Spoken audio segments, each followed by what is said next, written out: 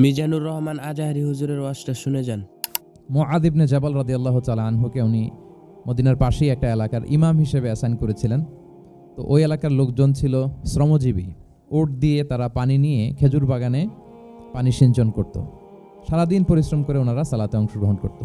তো একবার উনি মাগরিবের সালাতে সূরাতুল বাকারা তেলাওয়াত শুরু করলেন। কোরআনের সবচাইতে ছোট সূরা নাকি সবচাইতে বড় সূরা, 286 আয়াত বিশিষ্ট সূরা। তো ওনারা ছিলেন ক্লান্ত, শ্রান্ত, পরিশ্রান্ত। কেউ কেউ বিরক্ত হয়ে, ক্লান্ত হয়ে নামাজ ছেড়ে দিয়ে একা একা নামাজ পড়ে ফেললেন।